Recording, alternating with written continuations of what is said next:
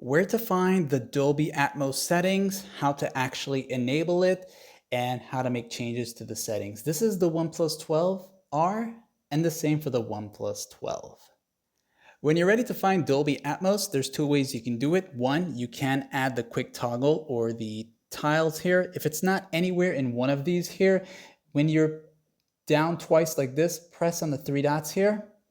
That'll show you edit tiles. Tap on that one time, and to the bottom you'll see some more functions here. You'll just browse over and look for the Dolby Atmos one, which would be this right here. Okay, you can tap on the plus here. It's going to appear anywhere randomly, or you can long press it and then place it to another part for faster access, okay, or something nearby or anywhere. It's really totally up to you. Okay, once you're done, just back away here, and then now you should see the Dolby Atmos settings right there. Okay, you'll notice that it's not highlighted for you to select, and that's because the only way to really make use of the Dolby Atmos is if you have a connected Bluetooth audio device here. So if you paired something with an audio that can be used for audio sounds here, you can make use of it. Okay, so again, you can long press this to get into here now, or you can use the quick panel access as a long way, but I would recommend adding the toggle so you can enable it on and off at any given time. So when you're here now, go down to sounds and vibration, and from here, go down until you see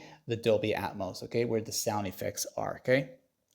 So now that you're here, in order to use it, if you have a connected Bluetooth device, such as these Redmi Buds here, once they are connected, you will notice that you'll be able to use the Dolby Atmos. Okay, once they're fully connected, you'll see how now the switch becomes available. I can actually turn it on now, and you can choose the environment profile. So you have this one here, which gives you a different set of profile here.